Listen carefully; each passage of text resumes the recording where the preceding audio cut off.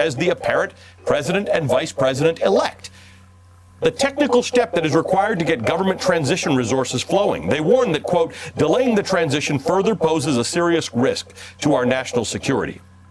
And even as the lack of a presidential transition process may be doing unknown harm to national security, President Trump continues to clean house across the intelligence and national security establishment in the U.S. government. We've written reporting for the last few days about the firings at the Defense Department and the installation of Trump loyalists at the top levels of the Pentagon. Well, today, President Trump appears to have started clearing out the government's top cybersecurity officials. The Department of Homeland Security's Cybersecurity and Infrastructure Security Agency, or CISA, is definitely not a household name, but throughout 2020, it was at the center of preventing foreign interference in the election, both by preventing cyber attacks, but also by pushing back on internet disinformation about the election. Today, Reuters reports that the assistant director for cybersecurity at CISA was forced to resign. And the widely respected head of the agency, Chris Krebs, is telling associates that he expects to be fired. Here's what's particularly crazy about this. Just today, CISA joined several other government agencies in a celebratory statement announcing that, quote, the November 3rd election was the most secure in American history. There is no evidence that any voting system deleted or lost votes, changed votes, or was in any way compromised. It's amazing news. Imagine being the President of the United States and seeing that statement and being upset by it. But apparently, it is CISA's insistence that it did the job it was supposed to do, that it successfully helped protect American elections, that has made Donald Trump so angry. Chris Krebs, quote, drew the ire of the Trump White House over a website run by CISA dubbed Rumor Control, which debunks misinformation about the election. White House officials have asked for content to be edited or removed, which pushed back against numerous false claims about the election, including that Democrats are behind a mass election fraud scheme. This makes your head spin. The top cybersecurity official, his whole job is to protect the integrity of the election, and he did. But the president says the election was fraudulent, so the guy has got to be fired. And in just a moment, we're going to speak with a key Democratic senator who has worked on election security and knows Chris Krebs about how concerned we should all be about what the president is doing here. But this story, once again, gets at the tension we've been talking about all week. On one hand, it seems very, very bad that the president is clearing house in all these national security posts as he refuses to concede defeat in the election. It can look sinister and scary. But if Trump is just firing his top cybersecurity official because he's mad that the guy debunks his Twitter conspiracy theories, well, that feels less sinister and more petulant and silly. And if you're looking for more evidence that Trump and his allies are not really engaged in a serious or competent attempt to hold on to power, today in Arizona, a Trump campaign lawyer attempted to submit as evidence a stack of online forms filled out by random people who claimed they had witnessed or heard about voting irregularities. Even the Trump lawyer admitted the forms were full of lies and, quote, spam. The judge would not allow the so-called evidence. The Trump lawyer was later forced to admit in court, quote, this is not a fraud case. It is not a stealing the election case, which maybe he should tell the president. Meanwhile, another Trump lawyer attempted to file an election lawsuit with a federal court that has no jurisdiction over elections. A legal dream team this is not. Что вы видите? Офис 15 квадратных метров, швейный станок, несколько стульев, принтер от бывших арендаторов и сборник русского авангарда. А мы видим ваш труд. Ваши знания. Талант. Ваш потенциал. Работу в команде. The Biden transition team is getting down to business in planning a national response to coronavirus. Earlier this week, Biden assembled his coronavirus task force, a team of doctors and health experts that will help shape coronavirus containment policy for the Biden administration, starting on day one, hopefully before day one. One of the doctors on that task force joins us now, Dr. Celine Gounder, epidemiologist, clinical assistant professor of medicine and infectious diseases at NYU's Grossman School of Medicine, and now a member of the Biden-Harris Coronavirus Task Force. Dr. Gounder, good to see you again. Thank you for being with us tonight. My pleasure, Ali. I want to understand. I know that there are many of you very qualified people on the two different groups that the Biden administration, or the incoming Biden administration, has put together. What does it mean to us on the receiving end? What does a coordinated federal response look like? Is it stuff that the administration does? Is it pulling all the governors together and creating a standard that makes sense? Is it using the CDC and the NIH the right way, unlike this administration is doing? What does it look like?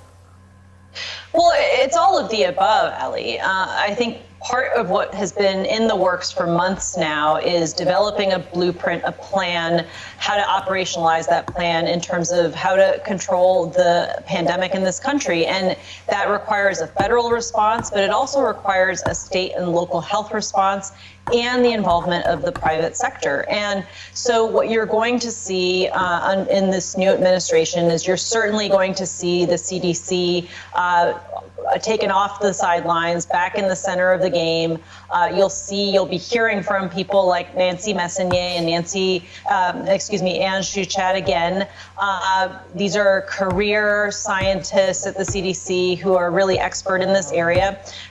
And you're going to see improved coordination with governors, with state and local health departments in terms of implementing the CDC guidelines.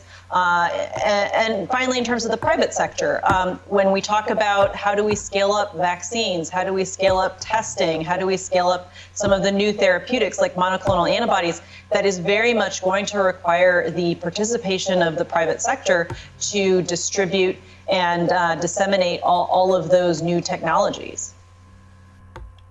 Donald Trump has a lot of reasons for wanting to continue to be president. In fact, according to CNN reporting today, Donald Trump has been asking aides since 2017 about whether he can self-pardon. One former White House official said Trump asked about self-pardons as well as pardons for his family. Trump even asked if he could issue pardons preemptively for things people could be charged with in the future, the former official said. So what's the answer to that? Can he? And does it matter if charges are brought by Letitia James, the Attorney General of New York State, or Cy Vance? I think first off, we should just take a deep breath and acknowledge the audacity of a president who's so clearly concerned about his own criminal culpability and that of his family members, that pardons are a major obsession with him. And certainly we know one thing about Donald Trump, which is that he will do whatever he wants to do, whether he's entitled to do it or not.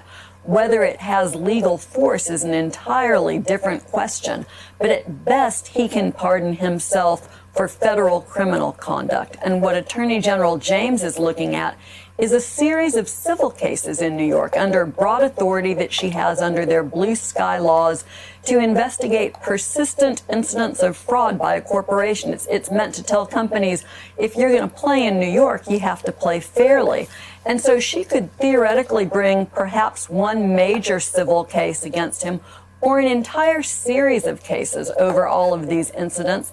And that, of course, would be something he couldn't pardon himself from, nor can he protect himself from criminal investigations that are clearly being done by Manhattan DA Cy Vance. So what these two lines of investigation together show us is that there will be investigation.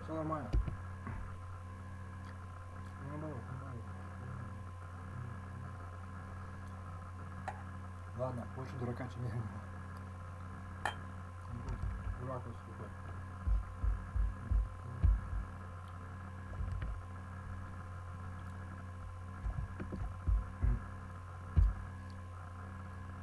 Как меня никто не видит, что чего они не видят.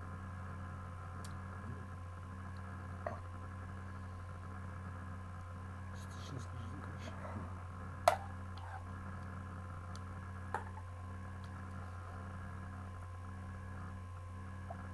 Я просто как бы настаиваю, вот как угодно. Скажи тогда, объясни мне, почему вот мужчина, ну он тебя понял уже, что за сила такая, которая вытаскивает наружу эти самые, да, и так далее. Чем отличается? То есть, я не знаю. Наверное. Если ты мужчина, ты должен прожить как бы мужскую судьбу, ну типа того. Нет, ты вообще не про себя говоришь, что он просто понял все себя вот так. Типа того, нет, ну и чё, ладно, ты про меня, мне вообще плевать. Ну и что дальше? Я это частный случай всего лишь. Ты тоже частный случай. Вот ты подыскиваешь себе частный случай, который будет менее мигрирский, потому что тебе не хочется жертвовать своими мужскими. Не знаю чем, понимаешь, вообще всем, да. Ну, да. Потому что как мужик ты не имеешь права. Ты должен сделать расчет, просчет, как его, ну не расчет, значит. Ну а как, все начинается с того, просчеты плохие тогда, когда мало данных, да. Искусственный интеллект, он ошибается тогда, когда мало опыта, да. Типа того. Да. Ну, понимает он себя, то есть, всего, да. Ну, например, вот я понял, да. Вот он, ну да. Нет, чтобы ты там не говорил.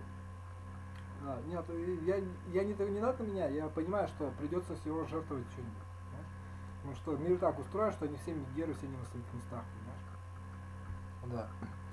А те, которые нормальные, они, наверное, есть, но их надо заслужить, и еще не факт, опять же, да, понимаешь? То есть это не значит тебе, что надо просто, ну, наоборот только, да. Да, то есть они не обязаны тебе, как бы, сбыть твоим злом каким-то, да, понимаешь? Не понимаю. Ну да. Если, ну, наверное, если вот любовь, то есть, как бы, да, то есть, наверное, потому, да. Ну, смотри, какая штучка интересная. Вот она всегда, у всех женщин женское начало, у всех мужиков яйца, понимаешь, мужское начало уж простые, да. У всех мужиков у них есть энергия, которая вывернула их яйца, понимаешь, которая мужская, что у них яйца, у них там, это не важно, размер не важен, важно, что у них яйца со спермой, понимаешь, и тестостерон и так далее, то есть, что они мужчины, что у них даже не то, что ничего нету, что, ну да, ну это как бы у них, ну это понял уже. Мужчиной называется вот это, ну понимаете, ну помимо этого, ну это изуродованный, ну тот, у кого нету матки, нету груди, так сказать. Яйцеклада или что-то там сказал, да, я понял. Ну да. Мужчина, мужского пола, к сожалению, все сводится к тому, вот, к телесному вот этой базису. То есть то, за что отвечает женщина, за их натуру, да. Им вообще на это все пофиг, они не знают, в этом мире не придумали электричество и нету электричества. Баба спокойно, что, понимаешь, я тебе объясняю, у них нет такой функции, видишь, ты понимаешь меня. Я не думаю, что надо бить. Я думаю, что нормальная женщина даже типаться не будет, понимаешь? Да, и снисходительно на тебя смотреть тоже не будет, потому что я мужчина. Возможно, на душой, да. То есть, не то, что нормально, любая женщина, понимаешь? Просто все остальное это типа болезнь. Они не хотят быть такими, они хотят быть настоящими. Ничего не знать, ничего не уметь, ничего не понимать, да. Всю жизнь, да, жить душой всю жизнь, как-то так, да. Конечно, ты видишь, ну он тебя понял, защиту жизни. У них нету, они не хотят этого, видишь, выбор это пакостная тема. Да. Они этого не хотят, что знать теперь, да. Вот да, кто за тобой вот ходит, вот люблю, кто тебя берет вот замуж просто. Да, вот и все. Остальное все слова. Да. Все-таки, к сожалению, такая, видимо, тенденция. Может быть, я ошибаюсь, но я на 100% знаю, что такая тенденция. Ну, чем больше ты даешь, тем менее понимаешь. Да. Если мужик порченный, да, ну типа того, да. Ну, никто же не сказал, что современный европейский мод, ну типа того. Это в каком-то, ну он понимает, это все уже понял от тебя, да. Ну да, вот так вот, как-то так. У меня здоровье по-другому, ну я понял. Формула очень простая. Надо ее, чтобы она была беременна. Ну, наверное, да. Чтобы зря не посидела. Тогда ты спокоен перед всеми, да. Ну а как еще любить? Ну, наверное, да, понимаешь. Вот тогда, ну ладно. Ну давай, наряди ее, ходи на показ, может тогда кто интересно. Нет, ты с этим смыслом, да? Ну, как, меня не касается, просто. Вот оно на самом, вот он понял тебя, представляешь? Страшно. Меня не касается. Вот оно так, понимаешь, остальное запомни сам, как говорится, да.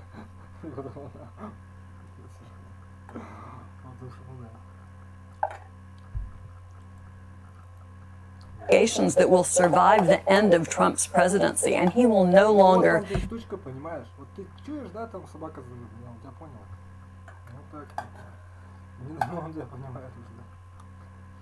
Вот я просто и говорю просто. Может просто жизнь свою надо прожить. Ну, как мы?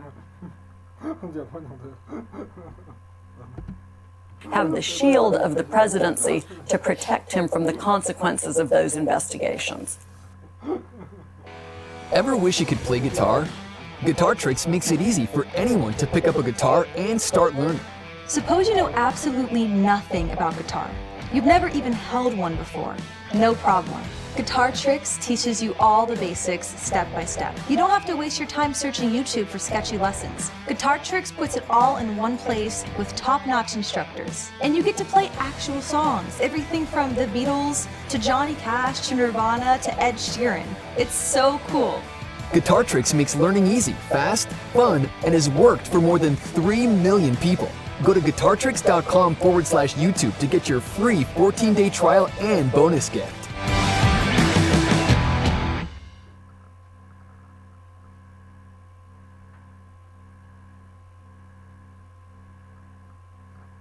Достало терпеть и стараться? Сколько можно жить полусжатым, ходить полусогнутым, подчиняться чужим желаниям? Если вы не понимаете, о чем речь, и в вашей жизни все хорошо, можете закрыть это видео. There's some talk about shutting down the country. What's the best way for people to think about what controlling the spread of this virus looks like vis-a-vis going about business as usual? Well, I don't really love the expression shutdown or lockdown. I think we have moved beyond that at this point. Those kinds of draconian, lacking in nuance kind of measures, we've moved past that because we do understand a bit more about how the virus is spread. And really what we need to be doing is thinking about this as not an on and off light switch, but rather a dimmer switch, where you sort of dial up and dial down interventions as you do your surveillance, you see what's happening in different communities. I think New York City was actually a very good example of this in the last couple months, where in specific zip codes, we targeted testing and contact tracing on the basis of surges in those zip codes. We didn't have lockdowns across the city. And so we're now in New York at the point where we're reaching a tipping point in terms of having to tighten up on certain other things more broadly. That includes putting a pause on indoor dining, on bars, on indoor gyms. But that doesn't mean closing schools, for example. So I think we can do these things in a far more granular way that are less disruptive to people's everyday lives now. And that those new restrictions in New York City will go into place starting tomorrow night. So it's interesting, the dimmer switch analogy. Dr. Celine Gowner, good to see you. Epidemiologist, clinical assistant professor of medicine and infectious diseases at NYU's Grossman School of Medicine, and now a member of the Biden-Harris Coronavirus Task Force. We appreciate your time and your service to the country. My pleasure. Разместите вакансию на ХХРУ всего за 199 рублей. Ведь здесь можно найти любого сотрудника, механика в автосервис.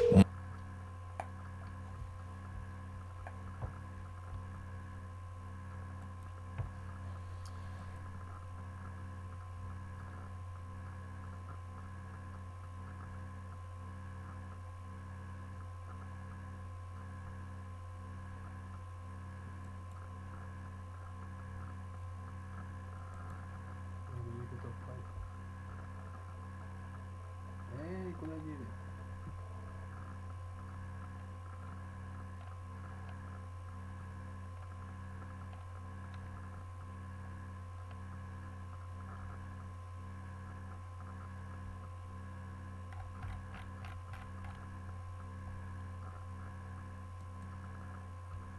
Dear fellow scholars, this is 2-minute papers, secondary Disney paper from 2013 by the name A Material Point Method for Snow Simulation, which, to the best of my knowledge, was used for the first Frozen movie.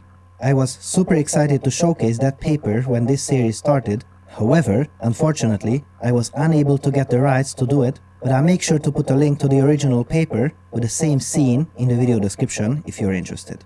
Now, typically, we are looking to produce high-resolution simulations with lots of detail. However, this takes from hours to days to compute. So, how can we deal with this kind of complexity?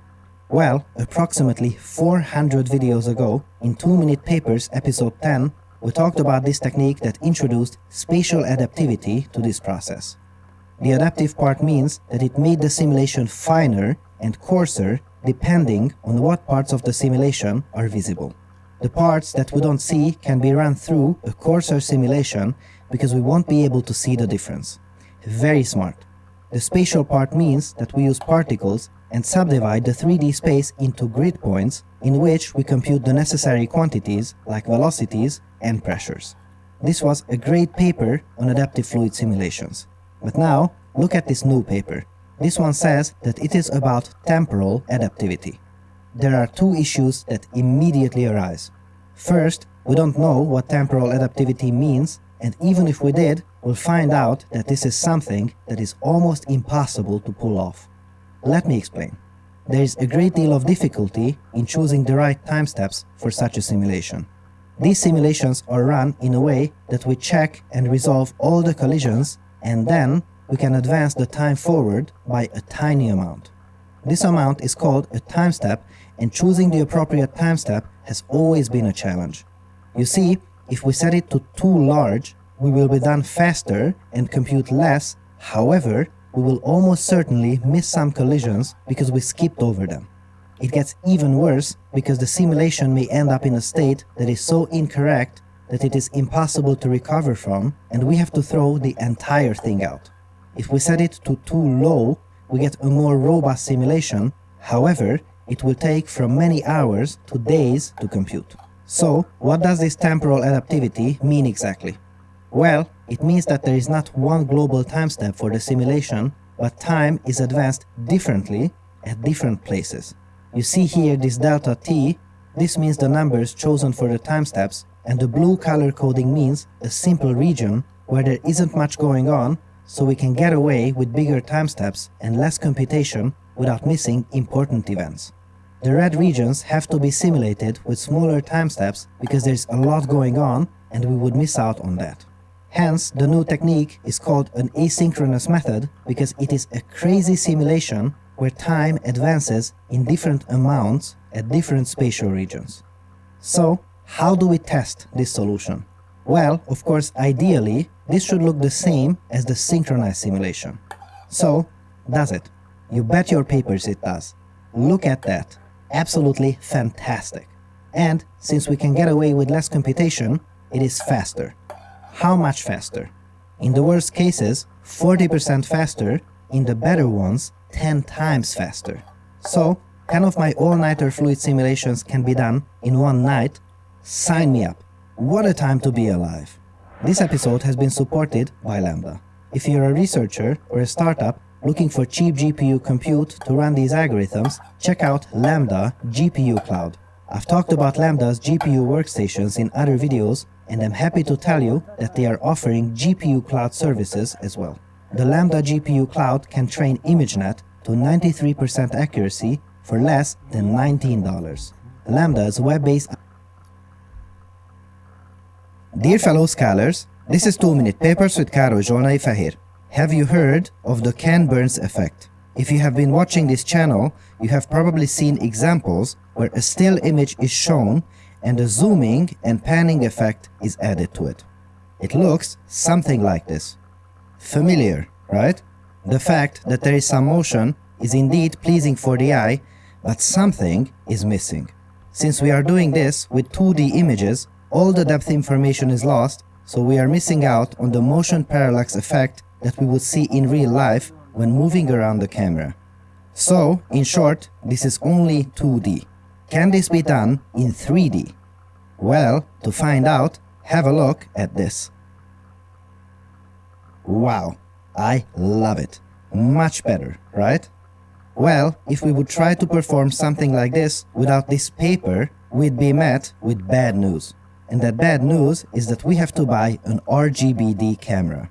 This kind of camera endows the 2D image with depth information, which is specialized hardware that is likely not available in our phones as of the making of this video.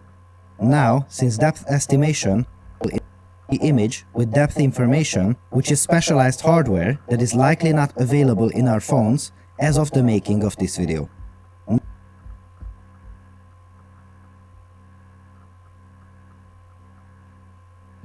Now, since depth estimation from the simple monocular 2D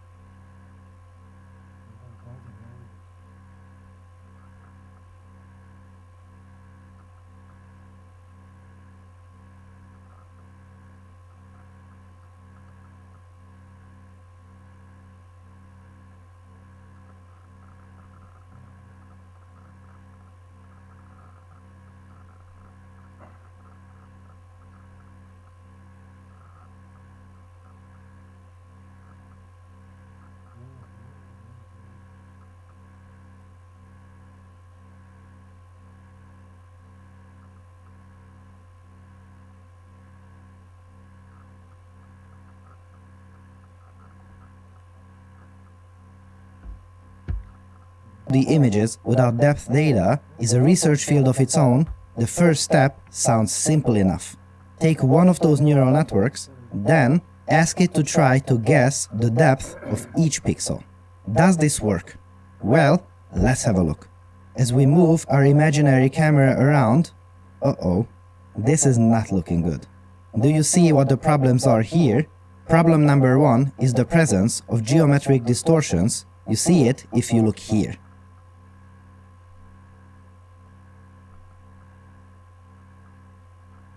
Problem number 2 is referred to as semantic distortion in the paper, or in other words, we now have missing data.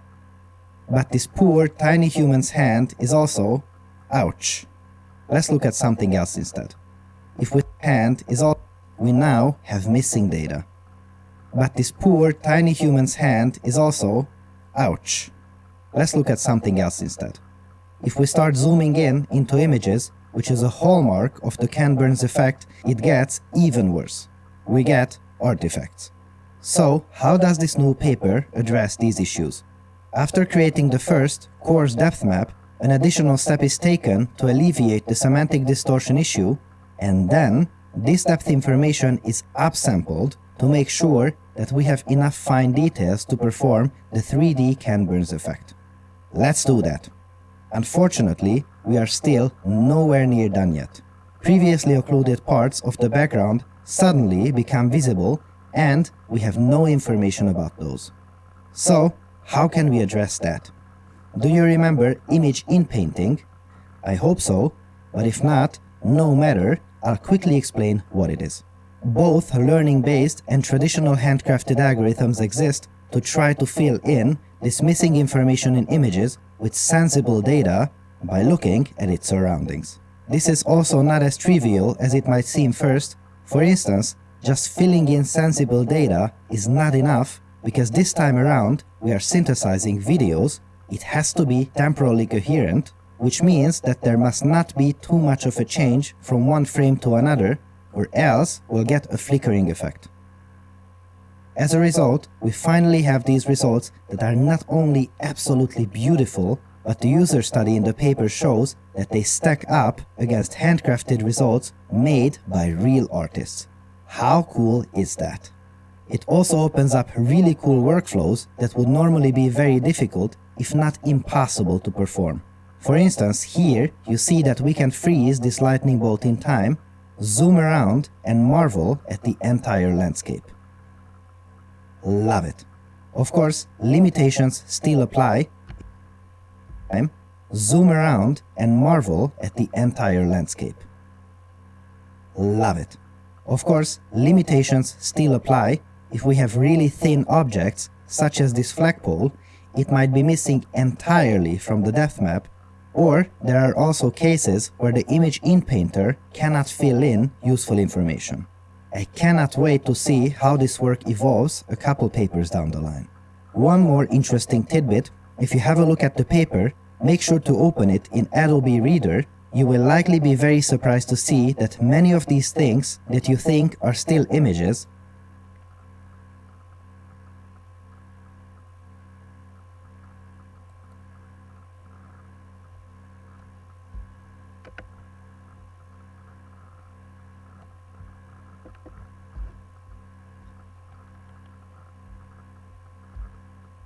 are actually animations. Papers are not only getting more mind-blowing by the day, but also more informative and beautiful as well. What a time to be alive!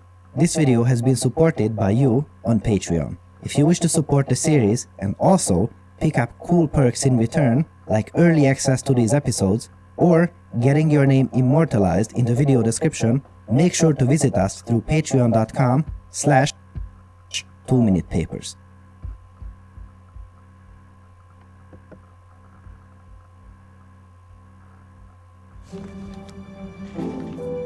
Looking for that perfect gift for someone? What if instead of wandering aisles or shopping online, you looked inside and made something from the heart with your own two hands? When you give a gift you make yourself, it can be anything. Custom and personalized and the perfect fit, even when it's not a perfect fit. When you make a gift for someone else, something one of a kind, never before seen and not sold in stores, it's just... Я не могу тебе все ответить, но, наверное, ты прав. Одинокий, когда ты одинокий мужик, ты все равно будешь бабой пить, знаешь. Да. Ну, свой, я тебя понял. Все равно какой-то добренький, все равно будешь какой-то добренький.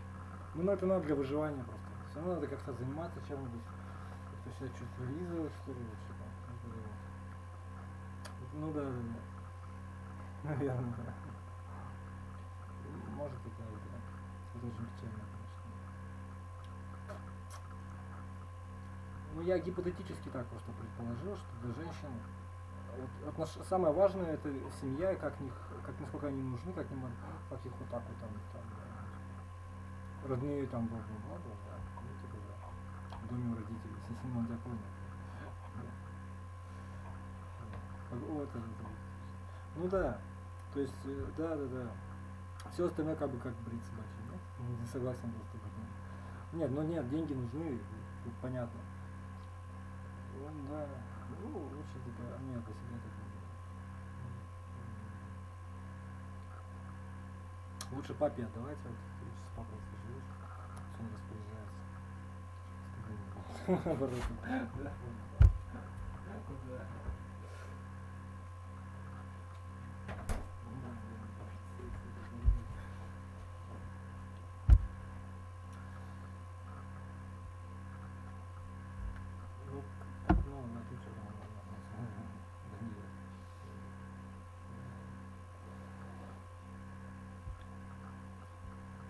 Это просто для женщины, для самой, как они себя изнутри чувствуют, я не знаю. Но гипотетически так. То есть для них это зло. Распоряжаться, делать решения, принимать что-то там. Да. То есть они от этого тупеют, говорю. Да, становятся уродинами. Плохо деньги. Они болеют даже начинают. Да. Но это не важно, вот что уродинами становятся, да. Ну, я понял, да. Ненужными они становятся, да. Не рыдно, да, ладно. Наверное. Ну, не важно это. Да, то есть, я просто, да, там не надо. Не свои.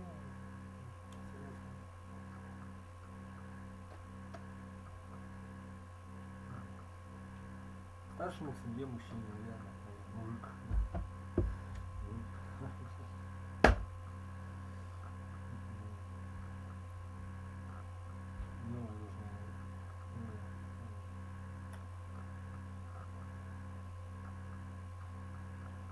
Ну нет, сами-то неестественно. Понимаю тебя. Ну да. Видишь? Ну не надо. Все, тыщ.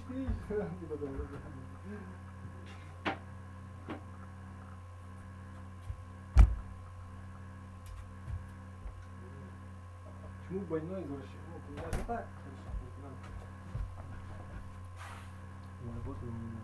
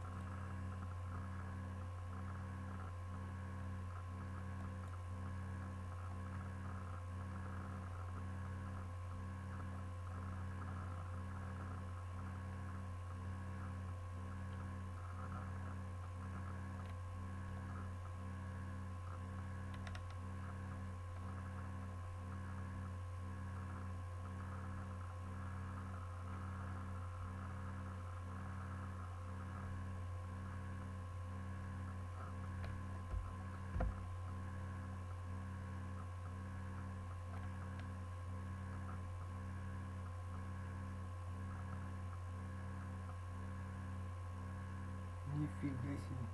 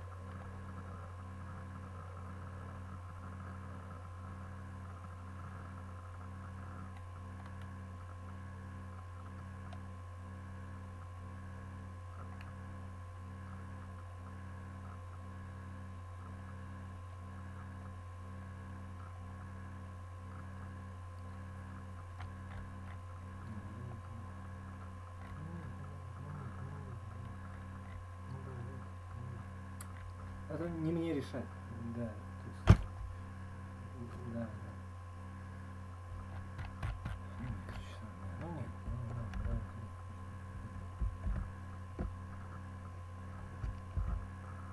Dear fellow scholars, this is 2-minute papers with Dr. Károly Zsolnai Fehér. Whenever we look at these amazing research papers on physical simulations, it is always a joy seeing people discussing them in the comment section. However, one thing that caught my attention is that some people comment about how things look and not on how things move in these papers. Which is fair enough, and to this end, I will devote this episode to talk about a few amazing techniques in light transport simulations. But first things first, when talking about physics simulations, we are talking about a technique that computes how things move. And then, we typically run a light simulation program that computes how things look. The two are completely independent, which means that it is possible that the physical behavior of bread breaking here is correct, but the bread itself does not look perfectly realistic. This second part depends on the quality of the light simulation and the materials used there. We can create such an image by simulating the path of millions and millions of light rays. And initially, this image will look noisy, and as we add more and more rays, this image will slowly clean up over time. If we don't have a well-optimized program, this can take from hours to days to compute.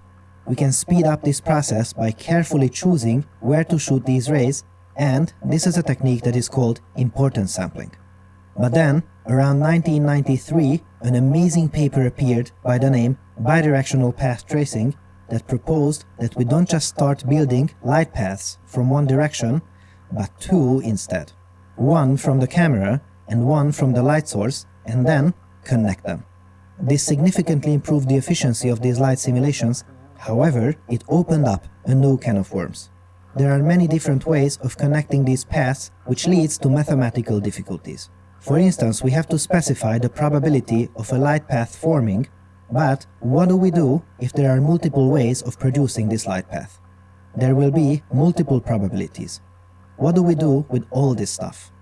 To address this, Eric Veach described a magical algorithm in his thesis, and thus multiple importance sampling was born. I can say without exaggeration that this is one of the most powerful techniques in all photorealistic rendering research.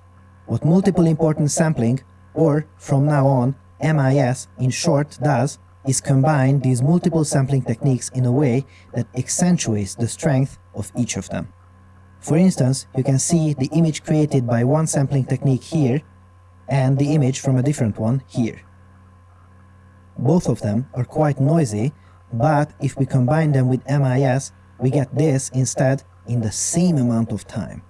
A much smoother, less noisy image. In many cases, this can truly bring down the computation times from several hours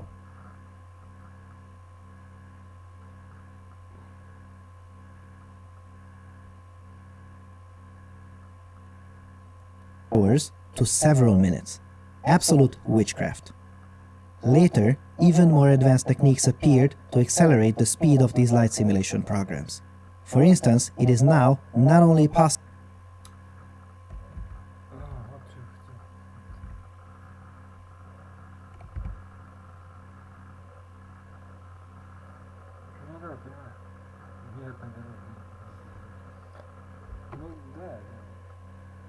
Наверное, можешь как угодно, шел просто. Нет, надо работать просто. Это уже вас не касается. Это мои личные. Гипотетически можно это даже отсудить в суде. То есть я живу свою жизнь, это мое дело, что я так занимаюсь. Рыбу хочу есть. Да. Что тебе надо знать про меня? Я не алкоголик, но я сейчас безработный. Официальный статус мой, не тунеядец. Ну да, типа того. То есть, как бы, да, определенно развитые в своей области деятельности. И также там, ну, как бы, ну, понимаешь, короче. Да. Весь вопрос в фортепиано на самом деле, да? Понимаете? Какая у тебя может быть репутация пианиста, если ты вообще нигде не играл и не пел там и так далее. То есть, понимаете? Да. Если ты монтаж интервью, он смеялся же над собой просто сам. Да. Ну да, понял меня, короче. То есть как бы это, как бы, ну да. Хитрованный, да, он тебя понимает.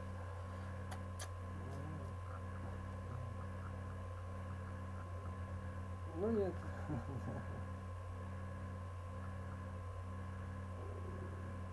Ну просто семья, ну ты нет.